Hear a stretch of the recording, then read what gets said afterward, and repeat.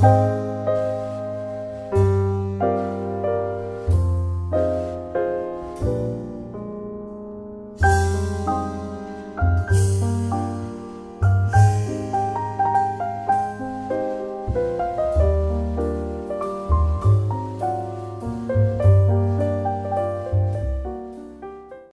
have to sit on this side of me, though.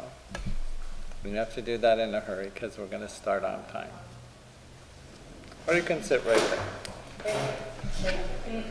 All right. Let's put our feet flat on the floor. I want to do a little bit of imaging tonight. Many of you spoke a person's name last night. Yeah, if you need to turn your phones off, now would be a good time to do that. I'd like you just to close your eyes, and I want you to image that person that you mentioned last night.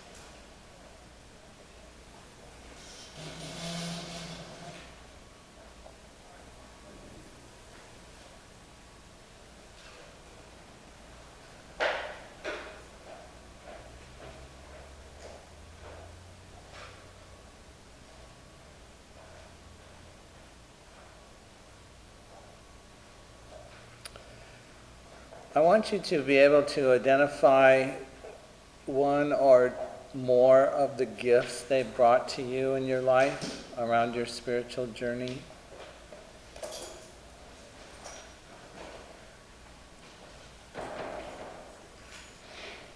And once you have identified those gifts, I'd like you to say out loud the words, "Thank you."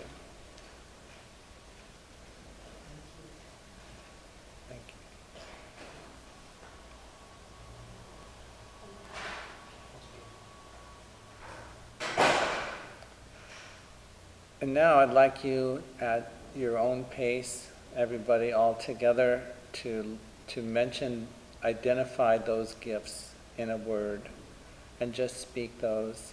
And I want you to cup your hands like this, just so you can open your eyes.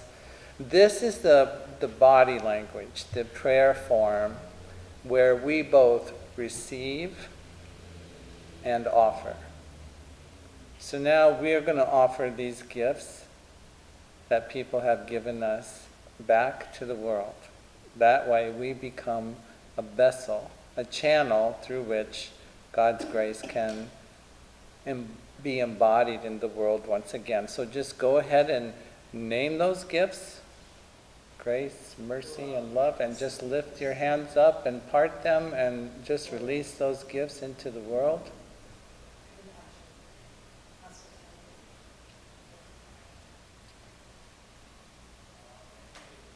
And we offer our lives tonight to you, O God, in the name of Jesus, who is both our elder brother and resurrected Lord. Amen.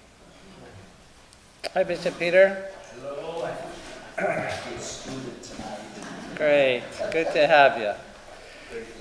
So one of the things that we will do as moving forward, just so you kind of know how I work, is that each class will be started with a contemplative prayer promptly at 7 o'clock. So if you find yourself at the door at 7:01, just hang outside for a while and not to interrupt the contemplative prayer, and you'll know when it's over.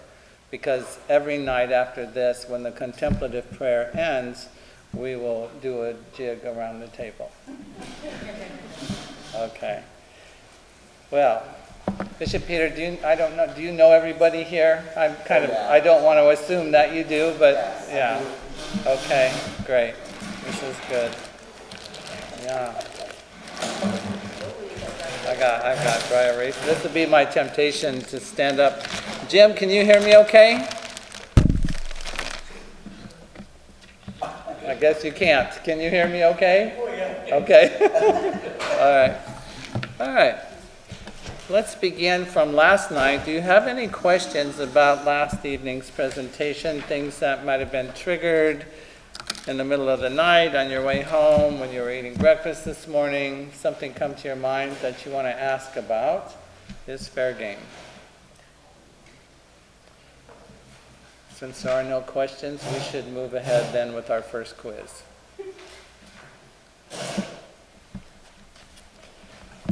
Do you remember that last night I said to you that I would like to ask you a question? And so I just need 2 volunteers. I'd like preferred 1 man and 1 woman to give the answer. So I just need a volunteer. Tony and Doris, okay. Doris, what is your spiritual practice? Can you describe that to me? I meditate every morning, Mm-hmm. and I read the scriptures, Mhm. daily readings, and then I have a couple prayers I say. I meditate for 20 minutes. Okay. And the couple prayers you say, what are they? Are they the same? Do you rotate them? No, they're the same. There are 2 prayers I like. One is, in fact, I don't have them here, but the people who attended names. Yeah. One of the morning classes with Nick Delos Reyes. Dallas, okay. Yeah, and there's Mhm. a song he had, it was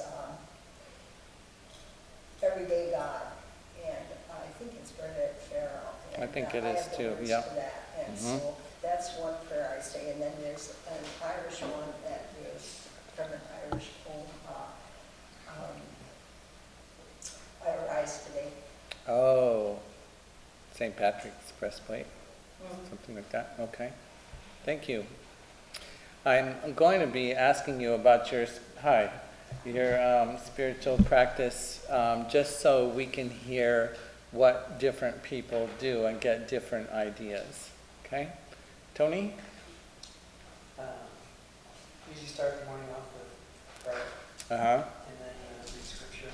And I have certain passages from the Old Testament and New Testament that I read as time allows. And I usually just close my eyes, open the Bible, whatever it comes through, and that's my passage for the day. Is that right? That's a trip. Wow. Okay. Good. That's good.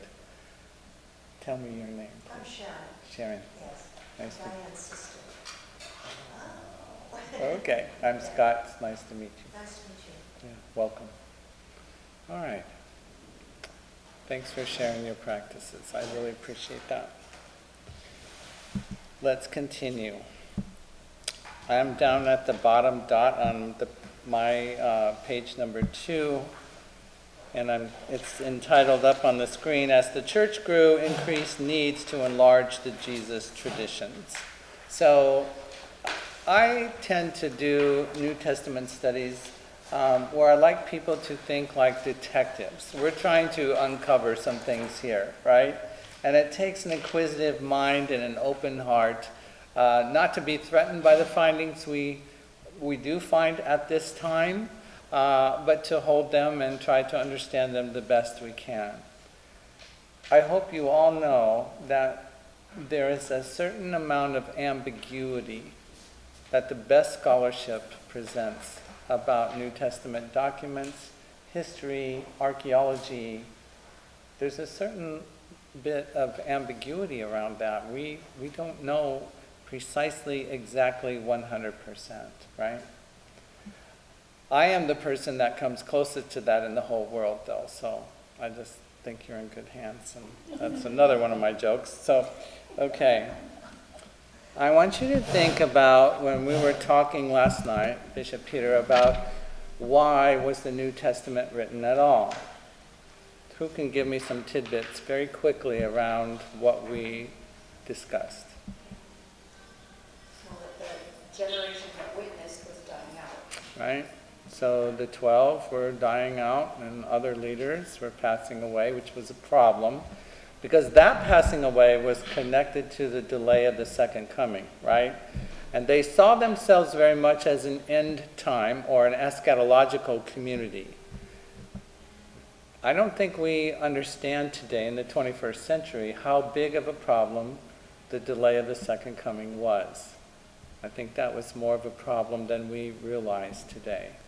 Nevertheless, that's one of the things that began to motivate, right, the writing down. Okay? What else?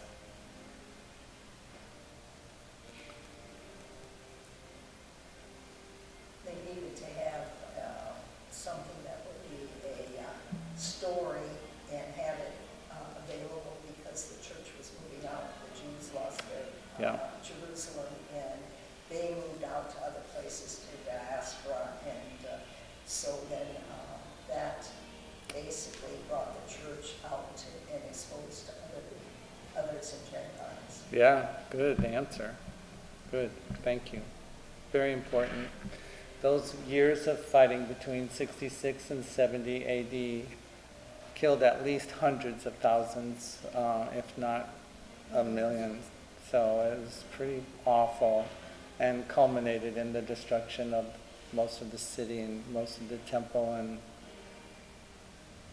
we just never cease to find ways to be inhuman to one another, don't we? It's sad. I want you to remember this. There's something misleading about the way the canon is organized. It's almost like if we don't think about it, then we believe that the Gospels were written first, and then the letters, or then the Acts of the Apostles, and it's almost like, oh, this must be in chronological order, and they're not. Even the Gospels, according to scholarship, Matthew was not the oldest, but it was the most revered when the canon was put together. It was primary, and that's why it's first. But there were, I'm not going to mention others. I'm just going to say that the Apostle Paul was planting churches, right? He is a radical convert. Have any of you experienced in your life somebody who is a radical convert? Somebody who just flipped a switch? Yeah, Bishop Peter is one, right? What do you know about people who are radical converts? They're zealous, aren't they? They're moving. They're possessed by it. And so Paul is planting churches. I don't know if you know this. I don't know if you've been a church member long enough, but just because you belong to a church, I'm going to let you in on a little secret. There are conflicts that arise within a Christian community. I'm sorry to disappoint you, but it happens. And so all these questions are coming to Paul, wherever he is, about issues that have raised. People are dying, the second coming hasn't happened.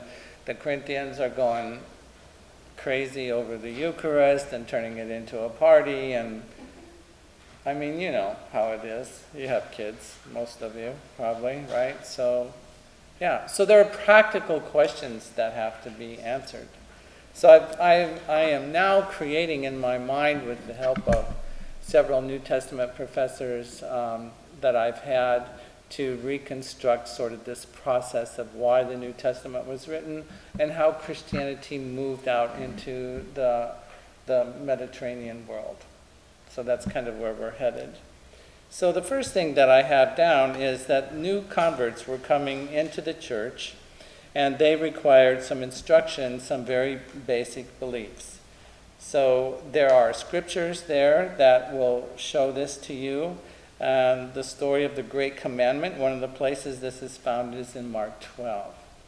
Raymond Brown, along with many others, Joseph Fitzmyer, think that these are teaching, these are catechesis of the early church that are put in to the Gospels, and it shows some kind of a need and a way to meet this need, and why certain words of Jesus were remembered and how they functioned in the life of the church.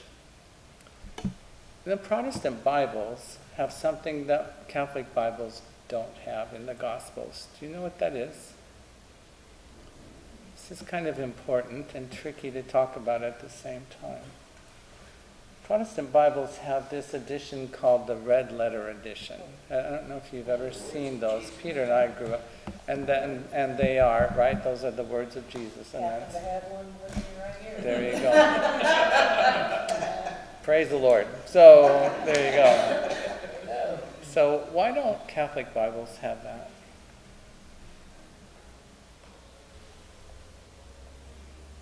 It wasn't an inspired book. Well, you're close. Roman Catholics don't read the Bible.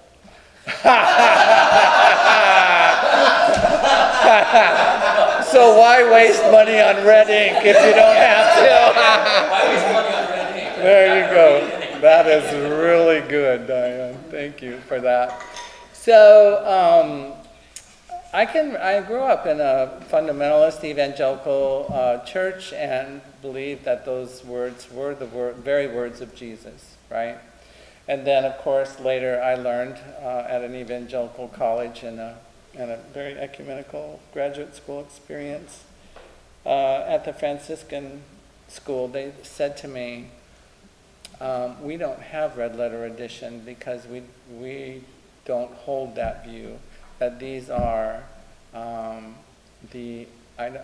didn't study Latin, I studied Greek, epistema verba, the exact words of Jesus. But rather, Catholics held to the belief that these words are the epistema vox, the voice, so the remembrance. And my teachers were very quick to point out to me that this is the gospel according to Matthew, right? And this is the gospel according to Mark, right? And so on. And Luke even tells us in the beginning that he gathered sources, right? Most of them, I had a hunch, were probably written. We talked about different literary forms last night, different genre, parables, miracle stories, all that stuff. And so the church is remembering, and a lot of what they say is based on the context of the people they're talking to, right?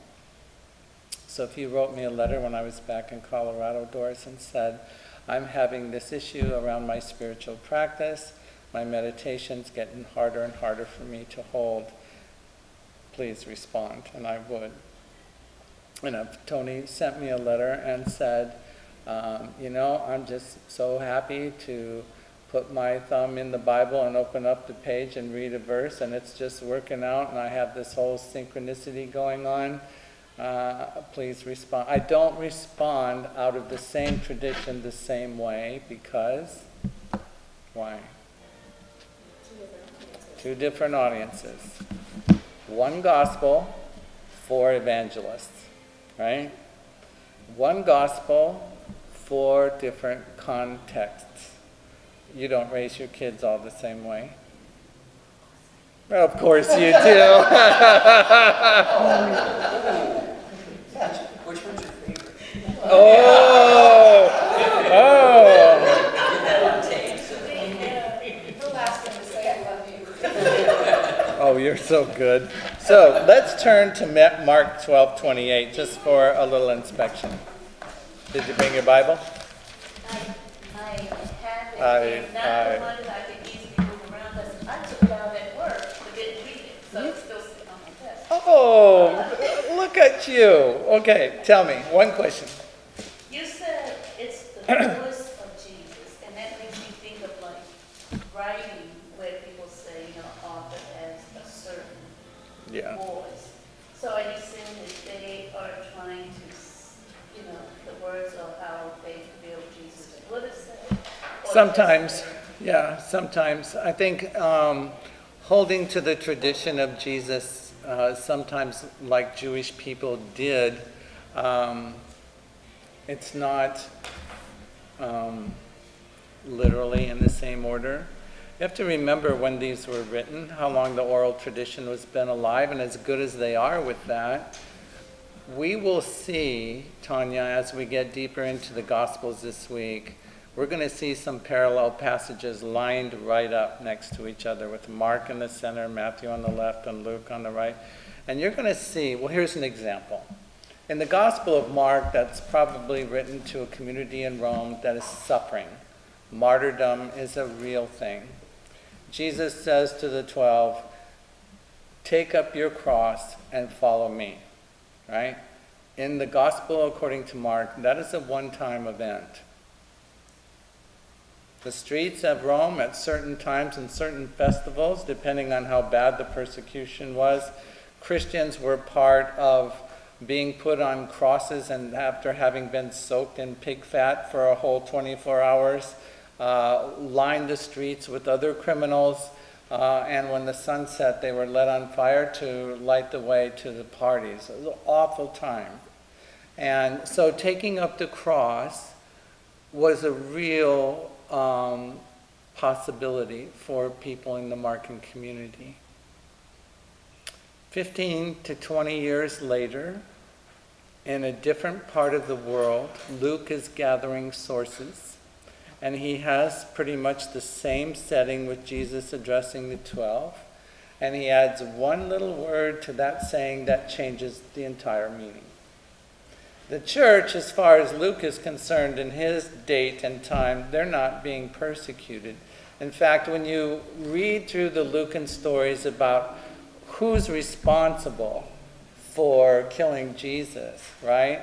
It's a little bit of a change to take the pressure off some of the Roman authorities, to make Christianity seem not so threatening to the Roman Empire. So when Jesus is talking to the 12, he says, take up your cross daily and follow me. Now, instead of it being the end of your life, right? Now it becomes an existential reality. It becomes a very personal, a discipleship thing, right? Where our lives, as St. Paul will say later, our lives are to be conformed to the image of God's Son, which for Paul and Luke is a cross-shaped lifestyle, right? Not necessarily martyrdom, though Paul would eventually be martyred. And persecutions would pop up here and there around the empire, depending on who was the governor and what was going on. But can you see how that one word really changes things, right? Is that helpful? Yes. Okay. So who will read Mark 12:28 to 34 for me?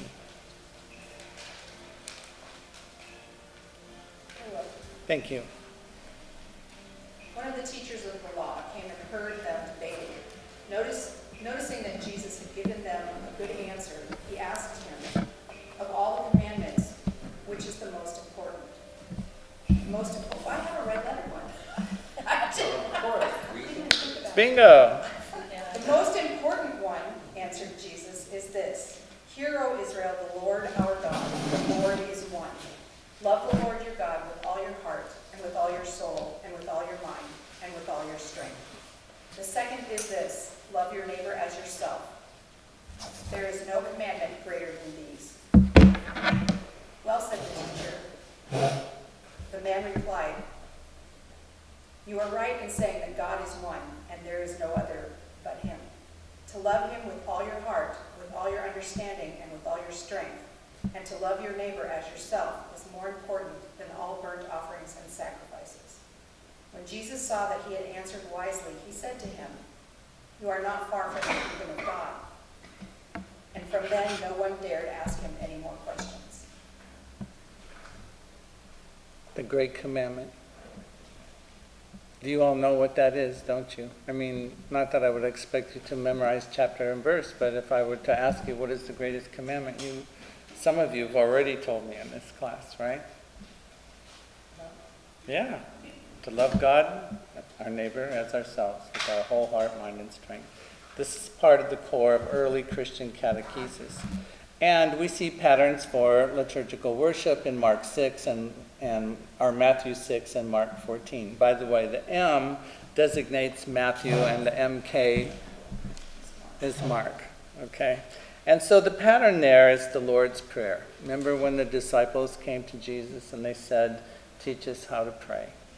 And so in some of the earliest forms of Christian liturgy that we find, the Lord's Prayer is pretty much always a part of that. I think that's kind of nice that in our liturgy we carry that all the way down.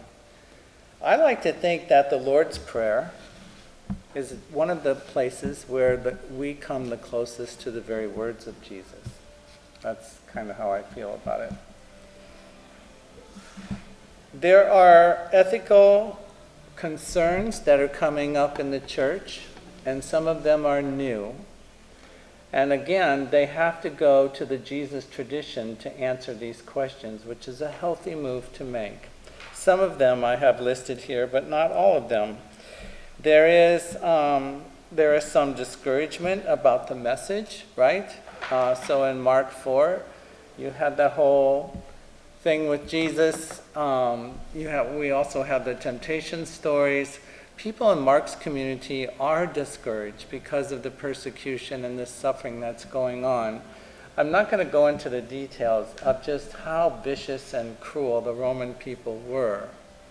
But woe to the families who had 3 generations captured by the Romans. They were just devious about how to kill one generation in front of the other 2. And all they had to do was to deny, right? It's horrible stuff. So discouragement is a big part. And when we read through the letter or whatever the book of the Hebrews is, part of what they're dealing with in Hebrews has to do with people who recanted their religion to save their lives.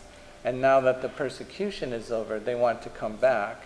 And the church council is split on that, right? How'd you like to be on that church council? I mean, it's one thing to say it in theory, but if your friends and family died in those persecutions and you were looking at people that were coming to Mass that had denied the Lord and got to live and didn't go through all that, it might be tough to say, well, come back and sit in church and take Eucharist right next to me. I mean, that's hard. So the church had a lot of things that happened.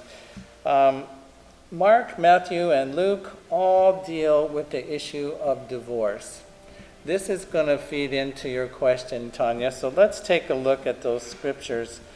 Tanya, on your tablet, can you find Mark 10, 1 through 12? You do? Okay. You're there? Paul, would you find Matthew 5, verses 31 through 32? And Tammy, how about Luke 16? You see the verses there, right? Do you have it? Okay. And Sharon, would you come to 1 Corinthians 7, verses 10 through 11? Now, once we find all those, we're going to go around and read them. And I want you to really listen well, because this is how it would be in the early church. You wouldn't have the document in front of you. You have to hear the word. So, Tanya, nice and loud for people who are old, like your teacher, and can't hear very well. He set out from there and went into the district of Judea and crossed the Jordan. Again, crowds gathered around him, and as he was accustomed, he again taught them. The Pharisees approached and asked, "Is it lawful for a husband to divorce his wife?" They were testing him. He said to them in reply, "What did Moses command you?" They replied, "Moses permitted him to write a bill of divorce and dismiss her." But Jesus told them, "Because of the hardness of your hearts, he wrote you this command. But from the beginning of creation, God made them male and female. For this reason, a man shall leave his father and mother and be joined to his wife, and and the two shall become one flesh. So they are no longer two, but one flesh. Therefore, what God has joined together, no human being must separate." In the house, the disciples again questioned him about this. He said to them, "Whoever divorces his wife and marries another commits adultery against her. And if she divorces her husband and marries another, she commits adultery." Okay, so what have we learned about the church in Rome? Let's just assume that that's where this is written. If you're the pastor of the Church of Rome and you just read these words of Jesus and Doris comes and says she wants to divorce me, what do you tell her? You cannot. You are one with him, and if you were to marry someone else, you would be committing adultery. right? That's one way to look at that, right? Notice that in the Markan Gospel, the woman could file for divorce. Is that Jewish? It's not. Okay. Yeah, that's a Roman law, actually. Okay. So, who has Matthew 5:31 to 32? Okay? It was also said, whoever divorces his wife, let him give her a certificate of divorce. But I say to you that everyone who divorces his wife, except on the ground of unchastity, makes her an adulteress, and whoever marries a divorced woman commits adultery. Right. So whose law is that? It is, isn't it? Only, not women. So is that the Jewish law? Pretty much for that day it is, isn't it? Okay, both the words of Jesus, according to Mark and according to Matthew. You follow me? Different communities are drawing on the same Jesus tradition to figure out very practical issues that are still with us today, right? Okay, who has the Lucan account? Okay? The law and the prophets were proclaimed until John. Since that time, the good news of the kingdom of God is being preached, and everyone is forcing their way into it. It is easier for heaven and earth to disappear than for the least stroke of a pen to drop onto the law. Anyone who divorces his wife and marries another woman commits adultery, and the man who marries a divorced woman commits adultery. Okay? This is a Gentile setting, still drawing on the Jesus tradition, right? Just because we have a Gentile setting doesn't mean that I don't want to use the word divorcing ourselves from it. Did you want to say something? Please do. Seriously. Oh, I have nothing to say. I was just- Okay, all right. Sharon, do you have the Corinthian? I'm looking. Okay, Was it 12 through, I didn't get the last. it's 1 Corinthians chapter 7, verses 10 and 11. 10.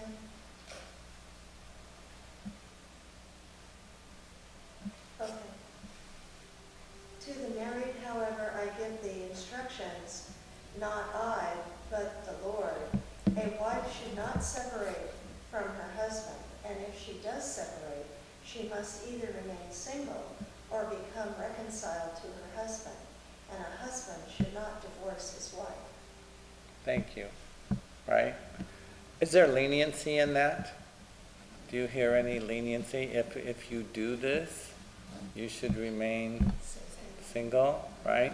Now remember, even at this stage in the Pauline literature, Paul's still expecting the return of Christ to come soon. Don't forget that before this, he said, hey, if you're unmarried, don't get married.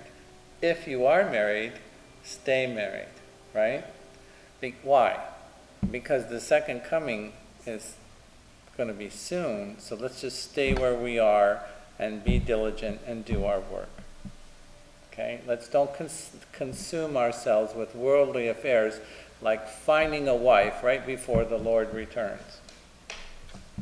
I think he was an unhappily married Pharisee. What we have before us are 4 different settings from 4 different leaders who are drawing from the great big pool of the Jesus tradition, trying to figure out what's a serious problem, right, in the life of the church. And they're trying to do it like Jesus would do it. You know, a lot of the millennials that I work with come out of the evangelical tradition, and they are still caught up in this, what would Jesus do? You know, the WWJD stuff. And so we talk about, instead of me using the word tradition, we talk about WWJD. What would Jesus do? Because for them, that's the source of the tradition, right?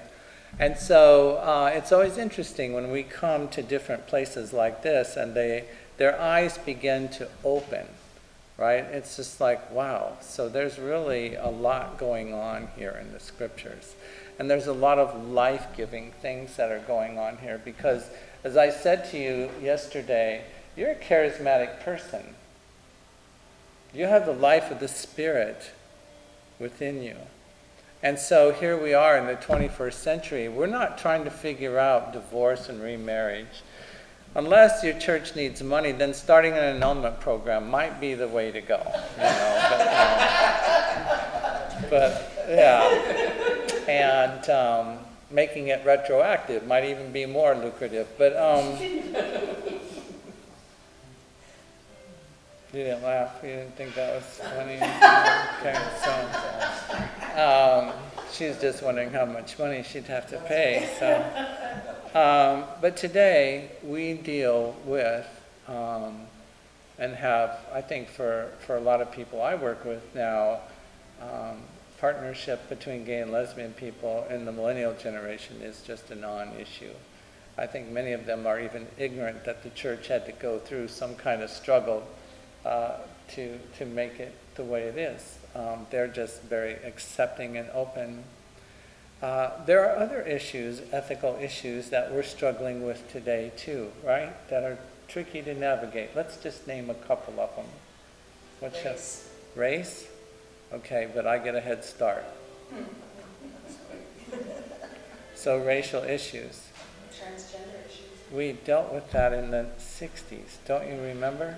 Well, I'm sorry, but we had Black Lives Matter, and we had Ferguson, and we had all these other things. And if you look at our imprisonment situation, there's a high percentage of people who are not white in our prisons. Listen to you.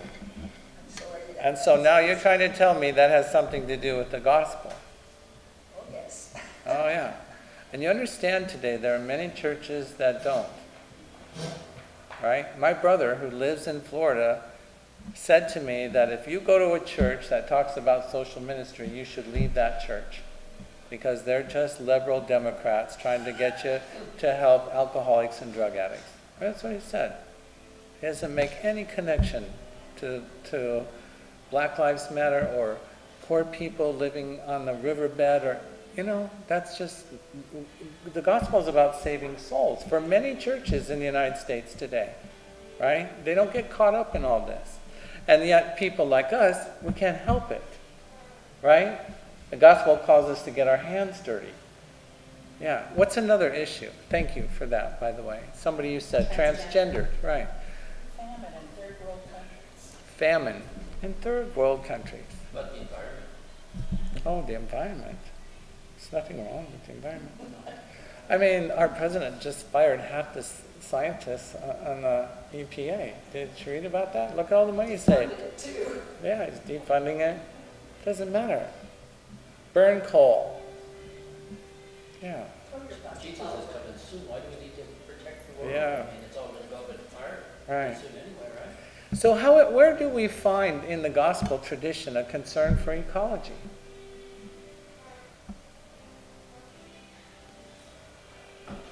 Goes way back to be fruitful and multiply. It goes way back to the beginning, doesn't it, about some mistranslated words, especially in the King James Version,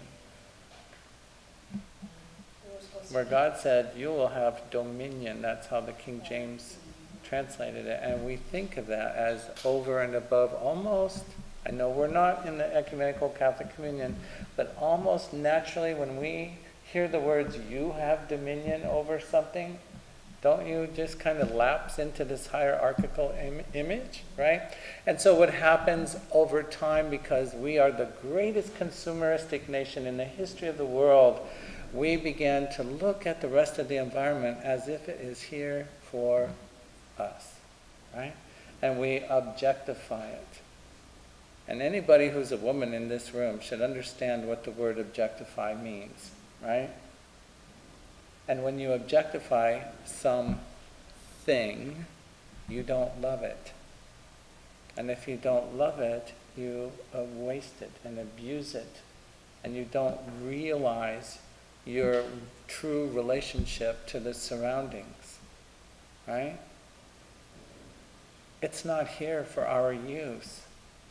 This planet has seen species come and go. And if we think somehow we're above that because we have a book, we should be a little nervous about what's happening. The scriptures are full of healthy, spiritual reasons about why we should see ourselves as part of creation, an interconnected whole. Returning to the garden is more than just a pipe dream. Living in harmony, where everything living on this earth can be full and work, is the only key your grandchildren have to survive.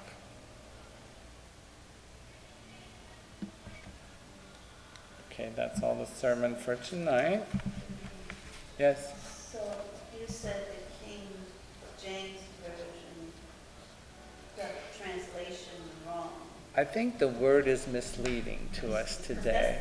That's the one I hear in my head. Maybe yeah. because you read it and I was like, yep, that sounds really good. Right. So- Well, yeah, I get that.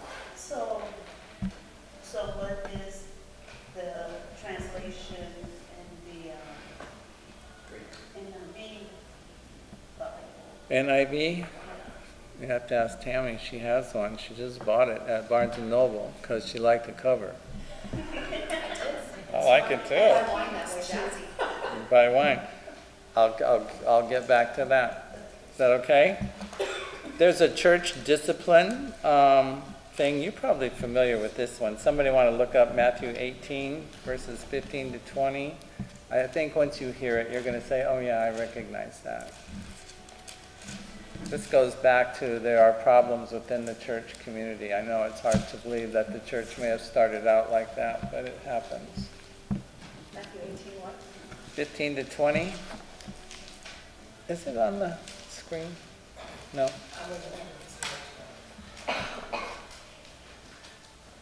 If your brother sins against you, go and tell him his fault. That's where it starts. Uh-huh. Keep going. Between you and him alone. If he listens to you, you have won over your brother. If he does not listen, take one or two others along with you, so that every fact may be established on the testimony Thanks, of Mike. 2 or 3 witnesses. If he refuses to listen to them, tell the church.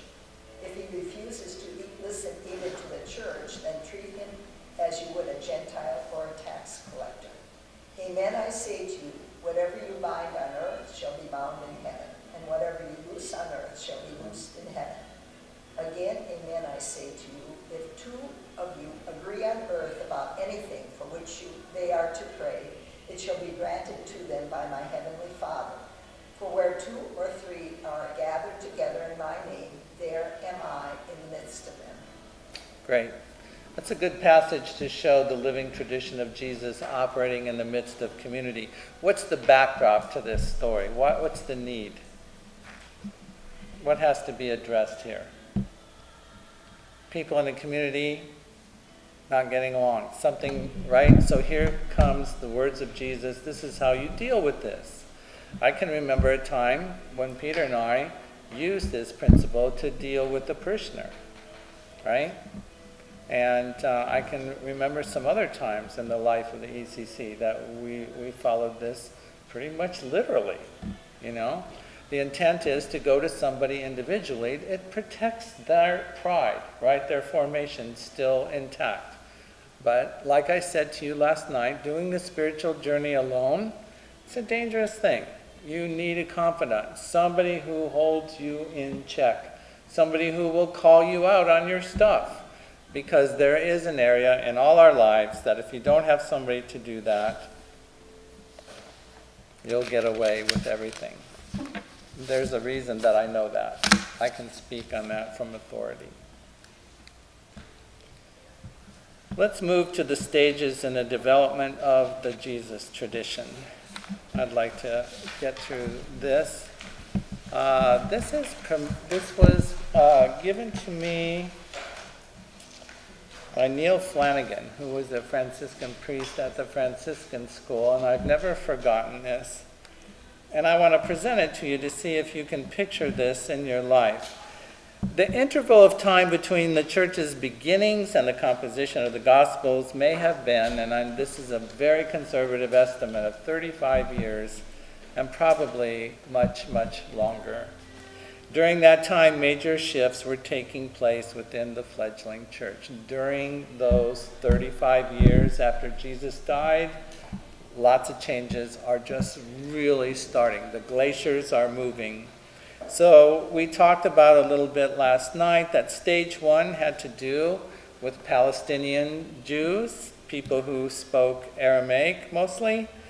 The disciples formed the very core of this group. I want you to notice that I'm staying away from the word apostles until later. Through their life's witness, preaching, and teaching, other Palestinian Jews joined. They could assume that their audience held common beliefs and practices. That's key, right?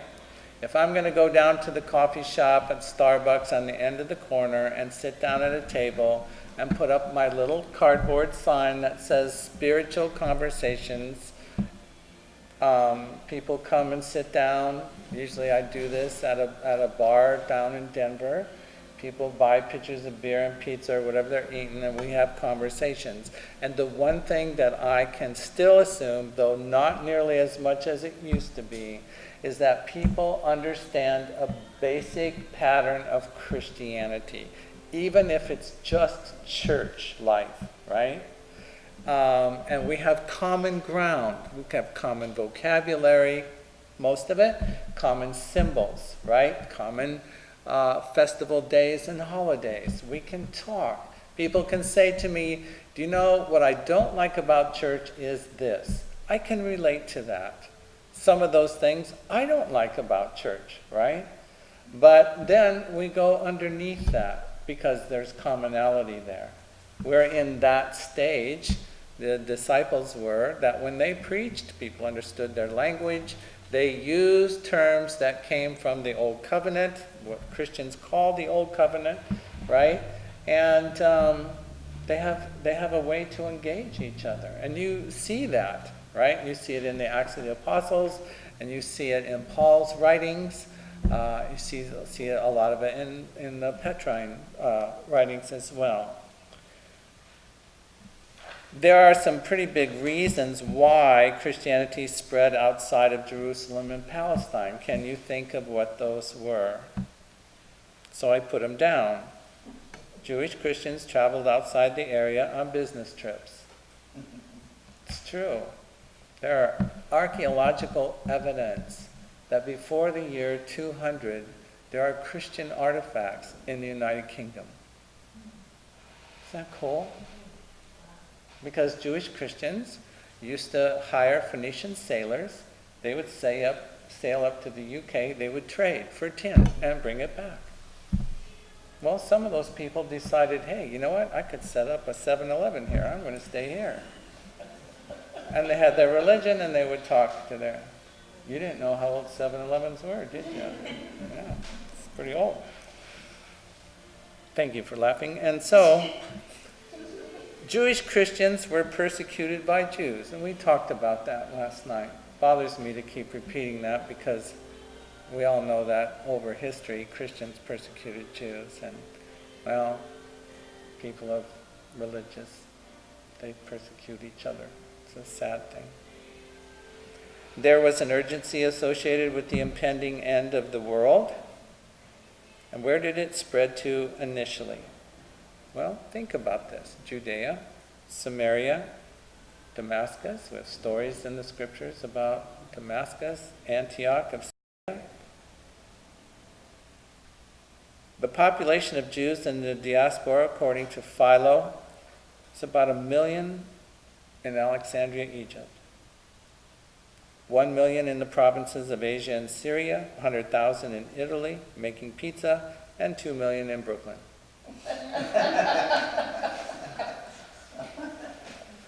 These Jews in the diaspora become what we call Hellenistic Jews.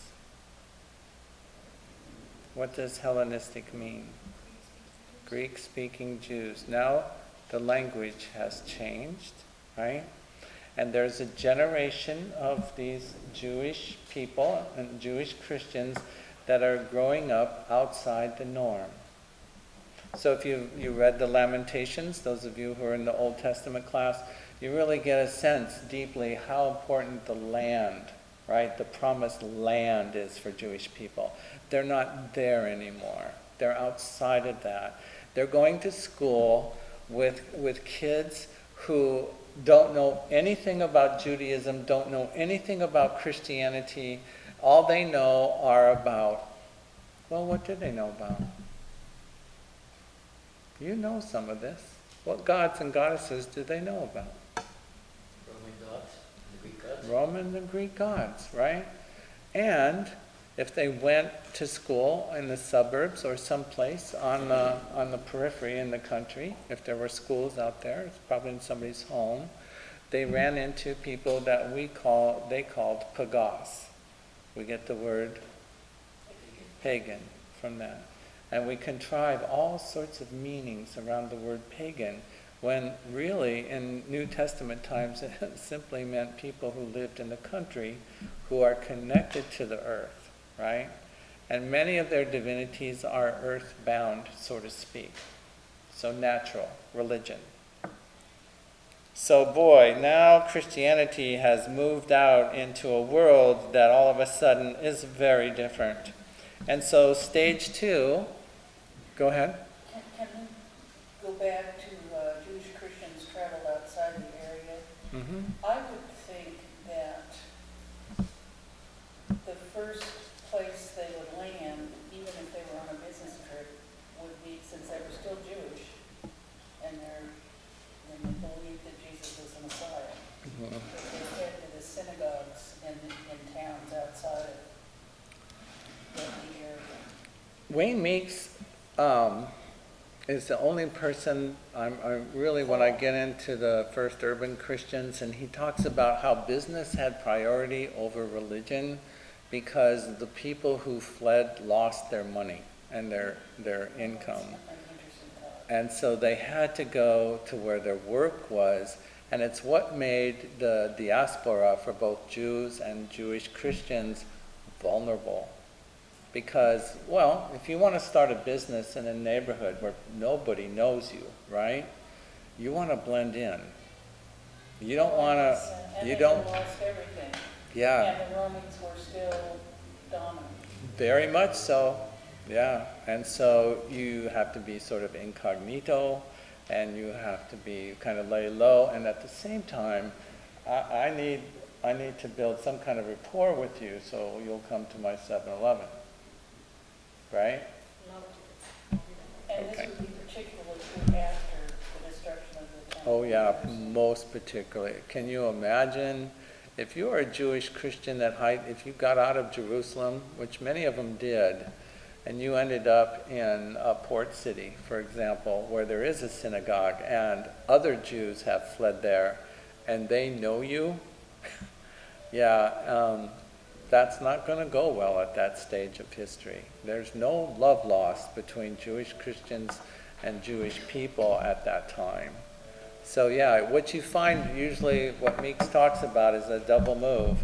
They go to a city, the Jewish Christians, and they establish their trade, and then some Jewish people show up who know them.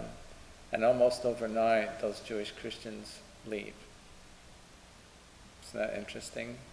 Because they're going to say, one group's going to say about the other, these people are not trustworthy, that's why they're here. Why did you flee your city? And a lot of blame is going back and forth because there isn't a city that wants the Roman garrison set up again because you have troublemakers in your city. So Jewish Christians can be called the troublemakers. That puts them in a real predicament. Okay, I'm going to ask you to stand up now for a moment. We're going to break all the politically correct codes that our government has taught us so well. And anybody, for health reasons or you're just uncomfortable, you don't have to do this. I don't want anybody to be uncomfortable, but I want you just to stretch a little bit. Don't hurt yourself. You know, this church doesn't have that much insurance, so go ahead and stretch. Now, here comes the tricky part. If you want to do this, you can, but everybody will face Jim. Put your hands on the person in front of you, on their shoulders, on top, and just massage those, okay? Now I can see that nobody wants to do this. And I'll give you a half an hour to stop.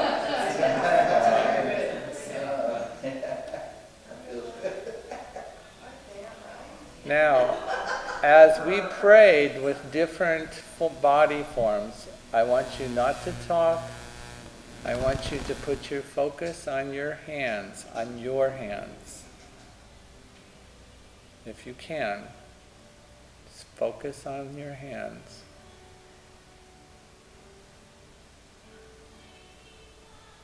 And now I want you to turn around, and you're going to do the same for the other person.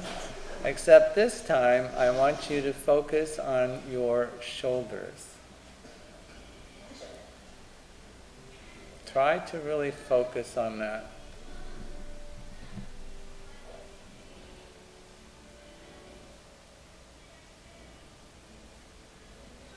I want you to feel your shoulders.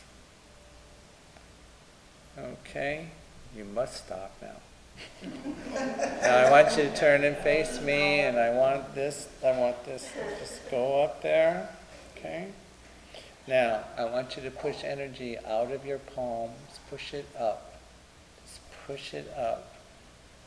Well, yesterday we talked about relinquish, release, release, release. All right. Now, if you want to be seated, you can. Sometimes during class I like to stand up. Maybe you like to stand up for a while, you can.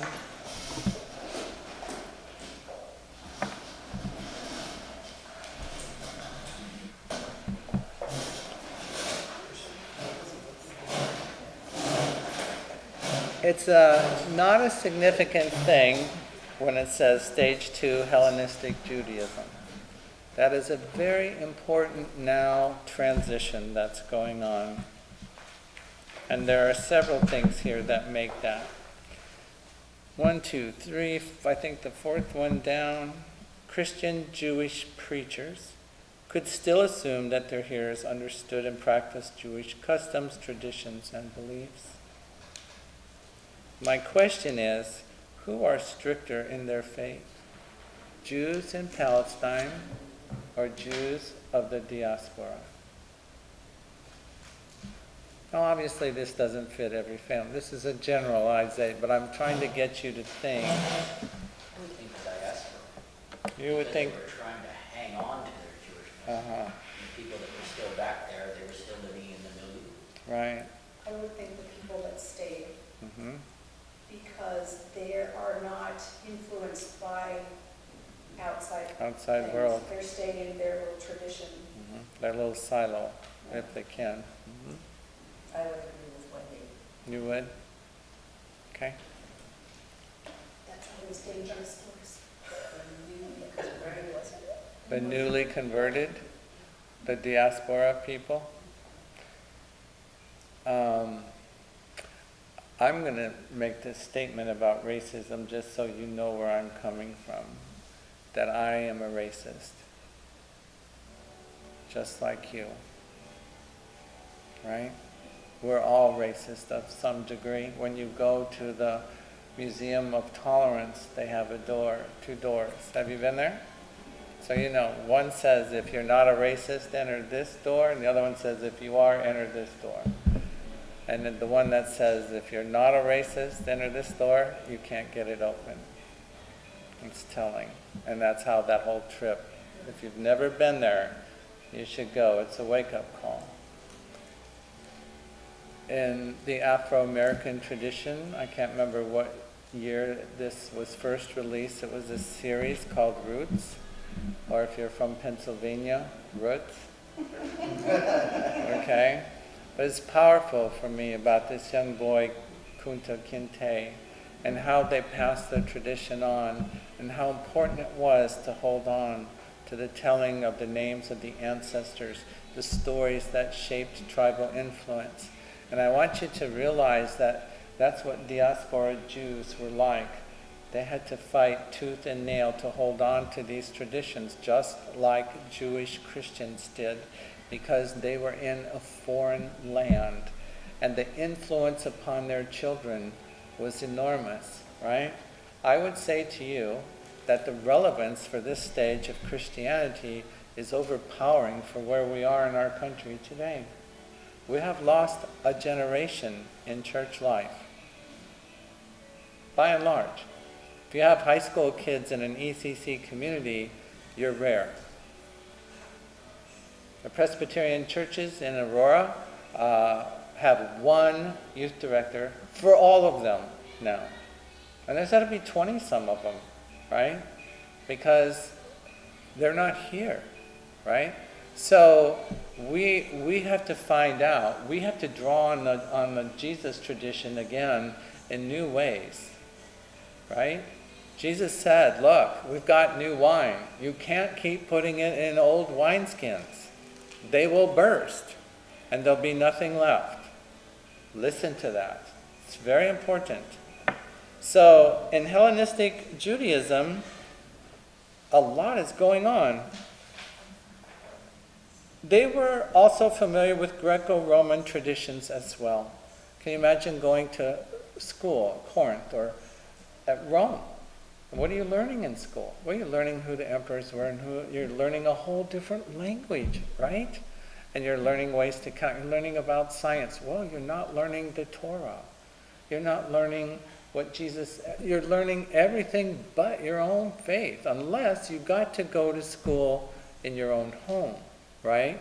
Where then that's taught and practiced. Or it was after school and before school, right? So the point is, there's a lot of outside influence that wasn't there in the first stage of Christianity. It's defining. Can we go back to the Jews in Palestine and the ones in the diaspora for a second? Okay? I would think that the ones that were in Palestine were coming to, because the Jewish war goes on into the beginnings of the 2nd century. Oh. It's about 135 that it all comes to an end because the Romans come in at least twice more Right. to do them in, and they're finally done in, and Jerusalem is renamed and so forth. Yep. So those folks, I would think, are having to totally reconstruct Oh, what Judaism means to them, probably secretly. you know, You know? like big time. Yeah. Which becomes rabbinic, what we Yep. now know as rabbinic Judaism, out of the ashes of what was left of the Pharisees. Yeah. So I would think also that the folks in the diaspora who haven't experienced that in the immediacy of the moment are still trying to hang on to a number of the traditions that existed while the temple still existed. Yep. Oh, can you imagine the confusion? I mean, to me, it's really a miracle Judaism has survived. Now, it's evolved, and it went from a sacrificial system to a rabbinic system, which is no small change. Talk about taking a tradition that's 1,000 years old, right, and redefining the whole thing. But they felt that was the right thing to do. Well, what are they going to do? I mean, the trauma of the destruction of the temple, I don't think that we can fully appreciate it. It was a traumatic moment, not any less traumatic for the diaspora as it was for the Palestinian Jews. oh, Not any less for the Christians than Yep. for the Jews. And also even for the Romans and the Greek, or, well, I would say for the rest of the empire, the other multi-ethnic groups. It would be equivalent to how the world responded to the dropping of the atomic bomb. The trauma was that great. It was Rome's way of sending a signal to everybody. this is what happens to you when you defy Rome. Yeah. Because it was one of the great wonders of the world. And it was disorienting for the Jews and the Christians. Oh. Because up until the temple was destroyed, Christians who were also Jewish Yeah. still worshiped. Oh, yeah. Yeah. Yeah. So, Yeah. It's interesting, this question about the difference between Palestinian Jews and Hellenistic Jews. Yes, there would be differences. And at first I would think the Palestinian Jews were more conservative than the diaspora, but I don't know if you could say that. In certain ways maybe they were, but in other ways They probably weren't. the diaspora. It's like what Martin Luther, who was a devout Roman Catholic, Yep. and Roman Catholicism in German-speaking Europe at that time was a very conservative Roman Catholicism. Very much And so. they were very committed. They took it seriously. When he was sent down by the Augustinians to Rome, what shocked him about Rome, and it was Roman Catholicism. No. Well, he went Well, goes to the city of Rome, of how the Roman Catholics in Rome just kind of, yeah. You know, Don't they take did it what so they seriously. want. Yeah, they took it seriously. They Yeah. were conservative or strict. Yeah. My point for asking the question is not to prove which one is right or more. My point in asking the question is to get you to think about the impact of cultural change on the development of religion. That does not stop, ever, right? So in Latin there are two words, tradita and traditio, and one is about a river that keeps on moving, right? And the other one is about a peace that stands still. Even the Latins were enough to know that there are both sides of the coin to the same one word that we have in English, tradition. We forget one or we forget the other. To our peril. I think that's what Jesus was trying to say about the wineskins. You have to remember what's important, the wine, not the skins, right? I want to look at stage 3, Hellenistic / Roman Gentiles. Thank you, Vanna White. For those of you who have been around long enough to know who Vanna White is. So, preaching in large Roman population centers in Greek began to attract large number of Gentiles. We see this in the Gospel of Matthew in the city of Antioch in Syria. They are dealing with a cultural transition within their own community. You see this in the writings at Corinth.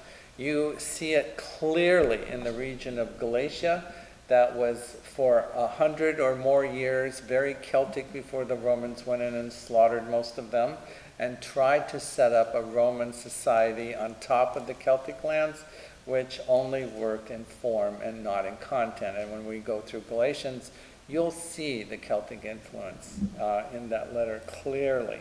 And there's a new commentary put out by the United Methodist Church, where for the first time, a respected New Testament scholar brings that to light. Yeah, it's really fascinating now, the work that's been done in Turkey, because we have uncovered all sorts of Celtic artifacts there. More emphasis put on the belief in Jesus as the Christ and emphasized less requirements of the Jewish law, celebrations of Jewish holidays, and participation of cultic sacrifices in the Jewish temple, which of course, by a certain period of history, is gone. The gap between Christianity began to widen. The relationship between Jew and Christian became strained. The membership in the church began to become more and more Gentile as time moved on. Let's think out loud about the role that Saul / Paul in this shift to the third stage. Was Paul a Hellenistic Jew? I don't think so. Okay. Is that a trick question? It is. It is.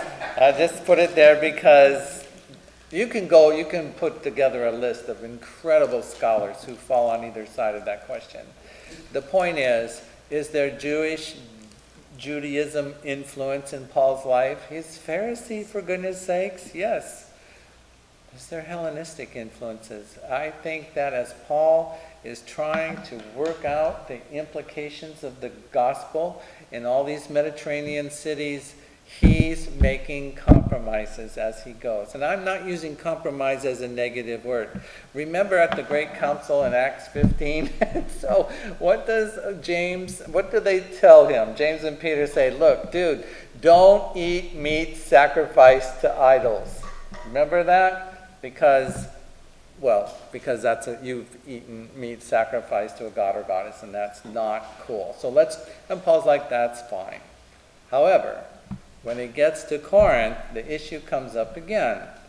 And what does he say? If it causes Tony to stumble in his faith, don't do that. But if Tony's cool with it and you're starving and that's the only place you can get a hamburger, then do it. Right? That's what he says. And it all depends on the conscience of what he calls the weaker brother or sister. Right? Right? Not good. Okay. According to this Jewish rabbi I've been reading, those requirements in the first part of Acts are the only requirements that Gentiles had to observe while they were living in Jewish communities. And then Paul's going to make it even broader. Oh, he did. Later down the road. Oh, boy. Yeah. Yeah.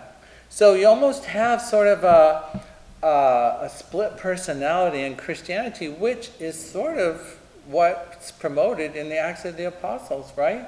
I mean, Peter and James are going to go to the Jews, they're going to practice the law, they're going to practice circumcision, and Paul's going to go to the Gentiles. Not a lot spelled out there, except I think Paul's pretty much about put your trust in this risen Christ, right? And then things develop from there. But circumcision becomes a huge issue in the Galatian communities, right? And what does Paul say about that? What advantage has the Jew over the Greek? None. And that's early Pauline literature. And all I'm trying to say is, and again, I'm trying to, because you're going to preach someday, or you're going to lead a study someday, or you're going to grow yourself someday. But to realize that what does the gospel mean in an evolving culture is tricky business. Right? And that's why I said to you yesterday, there's a couple of ways to read the scriptures. One, we have to do our very best about our academic and historical, cultural, theological, etymological backgrounds and all this stuff. And I say that's for your brain, and that's important. I'm not trying to downplay that. But we must go beyond that to the heart center. If we're going to communicate anything meaningful to people, we got to get way out of our head. Right? We have to enter into the stream of life of this generation that looks at the church and says, you're irrelevant. We have to become relevant again in an authentic way. I think that's what Paul's trying to do in all of his letters. Paul was convinced that this movement into the Gentiles was the leading of the Holy Spirit. Do you think he ever got pushback about that? Have you ever been sitting in a council meeting or a congregational meeting at St. Matthew's? Let's say that you've been here for a while, right? And somebody says, we need to put electric guitars and drums into one of the church services. Tanya's like, yay, you know. And maybe me and Chris are like, been here for a long time, and we're like, no, that's not Catholic. We don't want to do that. Right? You get my point? Paul's saying the Gentiles are fair game. We're going to bring them in. Remember how he would take Timothy and say, this guy's not circumcised, but he's Christian. And we don't get it, but that's a big shift. Right? I mean, we're not about to say you don't have to be baptized, but you can take communion.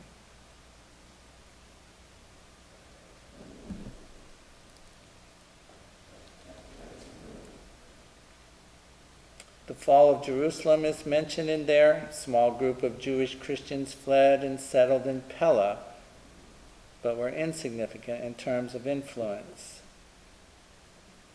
They now had to be concerned with being seen as or misrepresented as a Jewish revolutionary sect, which would undermine the Roman Empire. That's what the Jewish people accused many Jewish Christians of. They were once part of us, they've left, they started this independent Catholic movement, they're not under the Pope, they're not real, right?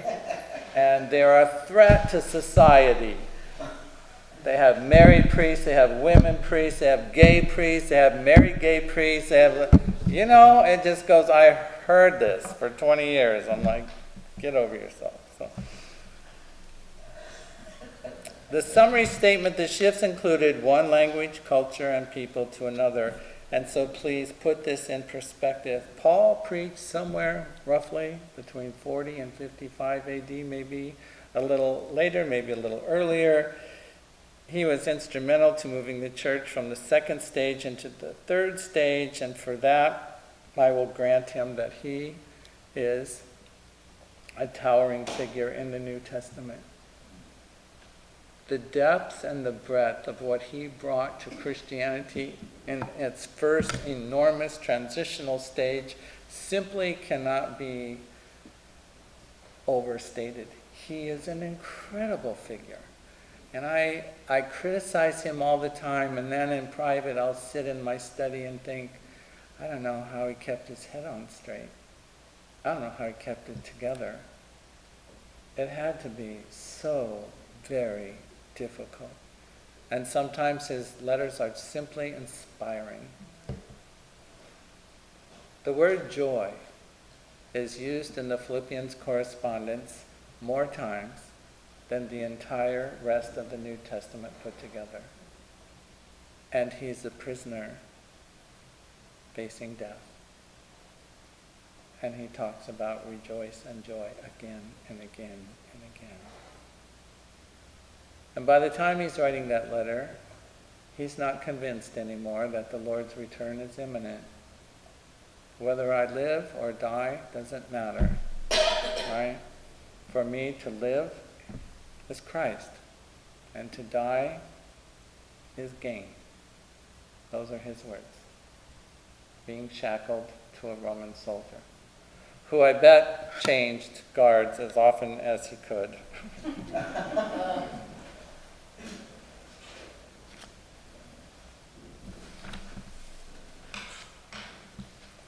Can I throw out one of the interesting Please. sort of ambiguities in Yeah. Paul? Titus was Greek. Yeah.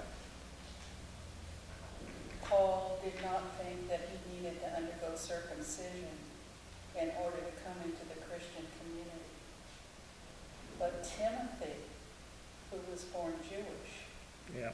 Paul insisted needed to be circumcised in order to come into the Christian community. Yeah. I know for those of us who are Jays, right, on the Myers-Briggs thing, we're having a problem with Paul. Right? I mean, really, that would just drive you over the top, Paul was Jewish. He was. I'm sorry, what was that? Paul was Jewish. Paul was Jewish. That makes sense to me, when Sure. you were talking about, you have the Jews that are coming into town that are, escaping Christian Jews, Mhm. right? And then there are other Jews, and they're worried about people recognizing them, or, hey, that's one of those. But at the same time, you have that in common, right?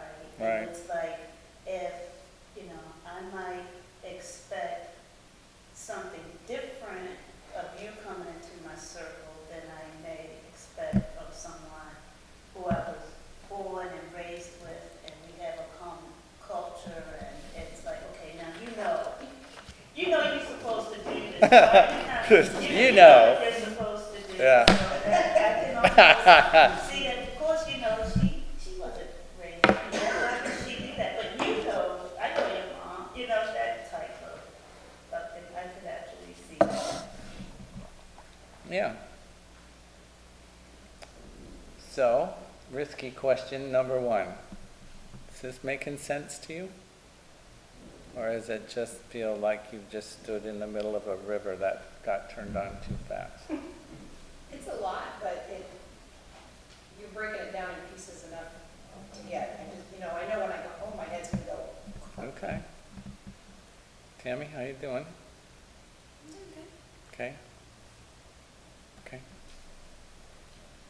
Boss? I think it's just very important to realize that Christianity was born out of Judaism. Oh. And what we might perceive as ambiguity in Paul is that he is very entrenched within his own tradition. Yeah. And yet his eye sees a new horizon. He does. And he's reaching for it as well as he can within Yeah. the context of his own tradition. Yeah. Very well put. Should be a teacher. Oh, I know. Yeah. Very well stated. Can you bring me up to the diagrams that you created about the sources?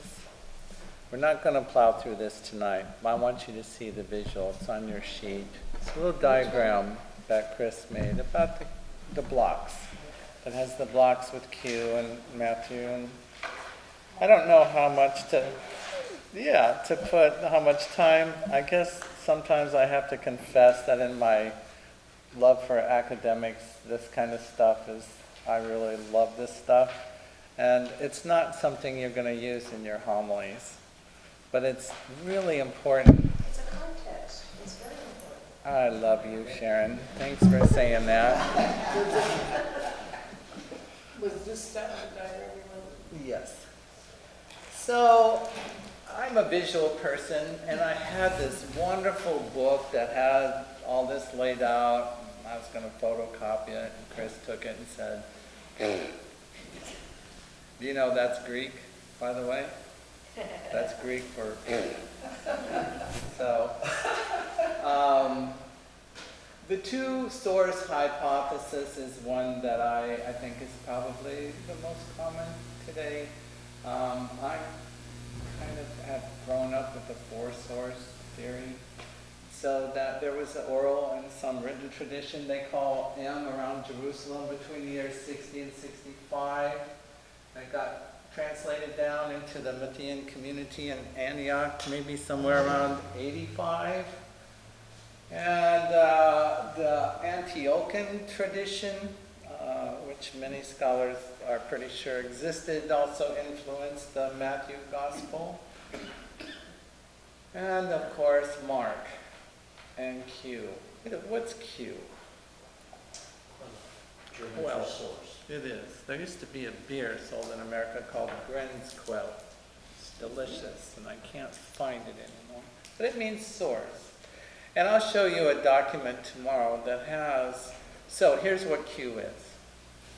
Every time we find the same, for your sake, I'm going to say verses that are identical in Matthew and Luke, we know that they had a written source.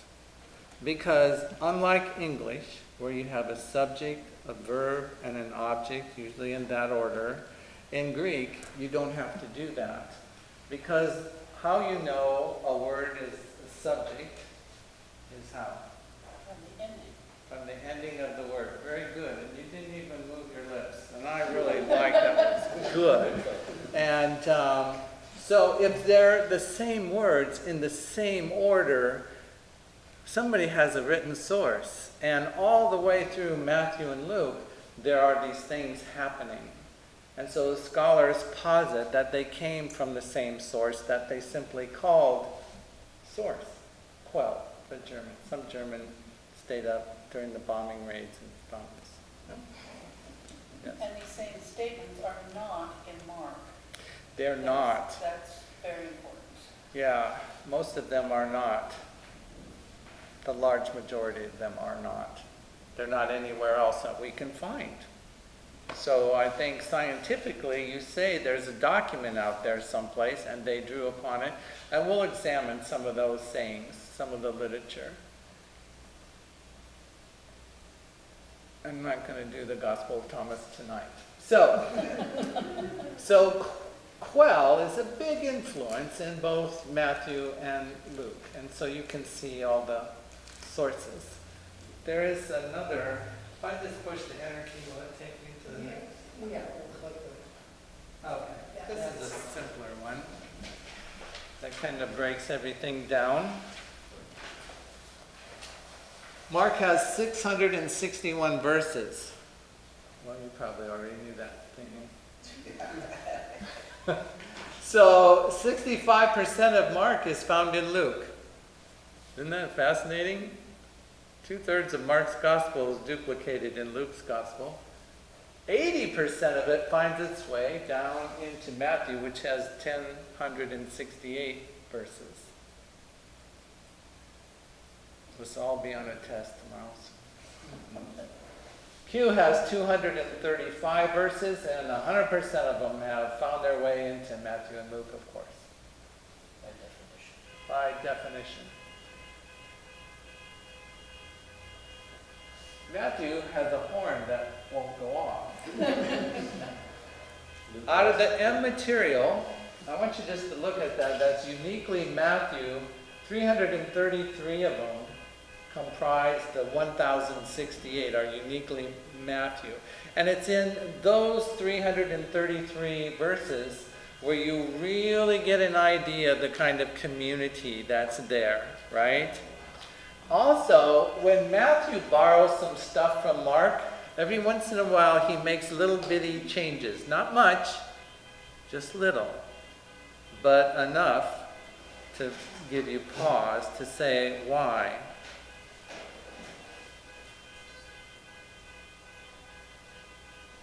It's just gonna go on forever. Until the people in the drunk driving school across the way come out and turn off. Is that what it is? It's not a Protestant church over there? Okay, oh, you said drunk driving school, I'm sorry. Okay, so Same thing. it's interesting when we get into Mark tomorrow night, you're going to see all these sort of Hebrew Jewish words, and he'll explain them. Why is that? Because the audience doesn't know what they mean, which tells you that the audience is Not Jewish. not Jewish, right? He goes through and explains some very basic Jewish concepts, like he's like, hey, and that's part of that transition period. So open up to the temptation story in Mark, and then we'll close tonight with that, because I think I'm keeping you over. See 27. It's just a couple of verses, and it's like Mark chapter 1. I think it is, verses 14 and, no, What are we looking for? the temptation story in Mark. It's very short. Out into the wilderness, that story? Yep. Okay. Which period? 9. Verse 9? 1, 9, yeah. Okay, somebody read the temptation story for me. Chapter 1, beginning at You verse... should actually go down to 12, Okay. after the baptism. Yeah, it's right after the baptism. Yeah. Oh, it's down very to simple 12. one. The Spirit immediately drove him What out. verse? 12. Okay, Mark chapter 1, verse 12. The Spirit immediately drove him out into the wilderness. He was in the wilderness 40 days, tempted by Satan. He was with the wild beasts, and the angels ministered to him. Ta-da, there it goes. Now, if you want to play with this sometime, look at Matthew and Luke's, those verses. Because Mark, remember in Mark, Jesus is the one who confronts the demonic forces and overpowers them, right? He's the strong man, right? The chain breaker. How did Jesus go out into the wilderness? Led by the Spirit. No, he was not. How did he go out into the wilderness? Drove him out. Oh, and the Greek word there is ekbalo. Balo means to throw. That's in Matthew. No. In Mark, it's ekbalo. The Spirit drove him out into the wilderness. Drove is a polished word.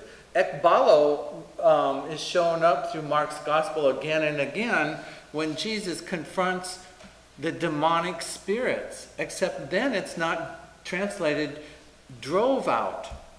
We've got a very It's- much softer translation. It's cast out. So this is the image that Jesus was cast out into the wilderness by the Spirit. A very different image. By the time you get to Matthew and Luke, Jesus is led out. Very different tonality there, right? For people who are suffering and being tossed out into the arena, they're wondering if they're with God, why are they there? Because sometimes the Spirit leads you where you don't want to go, right? It's like I said to you yesterday, the life of Jesus is your life. It's my life. That's what incarnation means. That the life that Jesus lived is our life to live. And the Roman Christians certainly understood that. It's only in this gospel where Jesus is in the wilderness with who?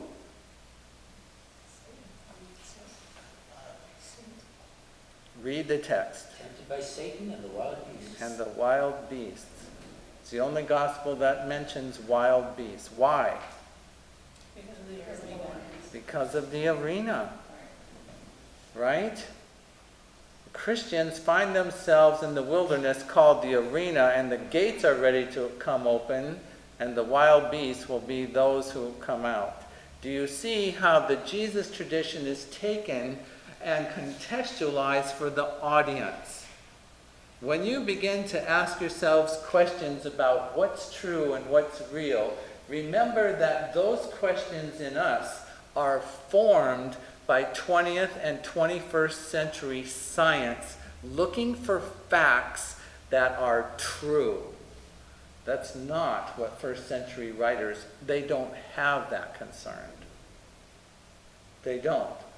Are they after the truth? Of course they are. But they define truth differently than we do. There's no newspaper, film, recording of actual facts. We are possessed with wanting to know the facts, right? Fact checking. Fact checking, right? Fake news and all this stuff. So the Gospel of Mark is going to be a fast-paced journey. The word immediately is just a word that is used over and over and over again. And someday, I don't think you have time to do it tonight or before you're in class tomorrow, but at the beginning of the week before Advent, so you're coming up to the Gospel of Mark next year, right? It's just such a good preparation and a spiritual practice to sit down, turn off your phone, tell your family you need an hour, and read through the whole Gospel in one sitting. Yeah. There, on YouTube, there is,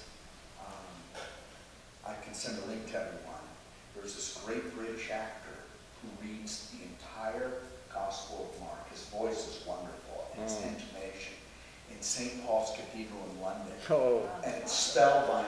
He reads it from beginning to end. It takes just under 2 hours for him to do that. Yeah. Because that's how they would have heard it in the ancient world. yeah, And you listen to it. yeah. And I did it, and I'll never look at the Gospel of Mark the same way again. Just Yeah. uninterrupted, read straight through. I'll send you all the link. Yeah, And you please should put just me take- on that list. I want that link. Yeah, Yeah. I'll send it to you. Good. All right, let's stand up.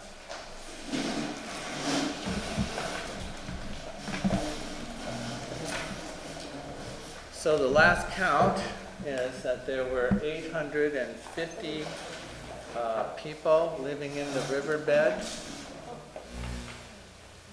on county property, I understand that the riverbed doesn't belong to the city, but belongs to the county. I didn't know that. Well, and that's why the city's not accepting responsibility for The these county people. won't do anything That's their excuse.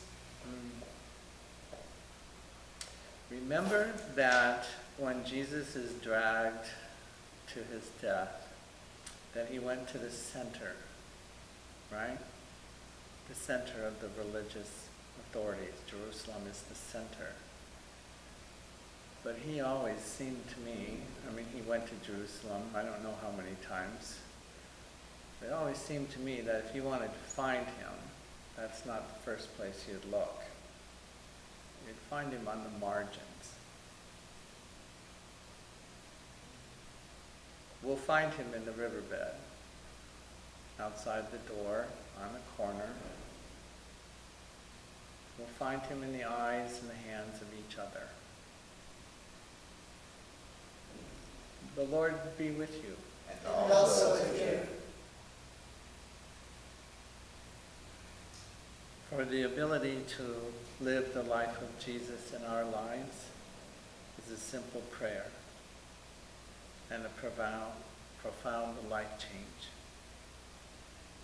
Help us to be up for that change, to move forward under your guidance, and to know that you are always as close to us as our own breath.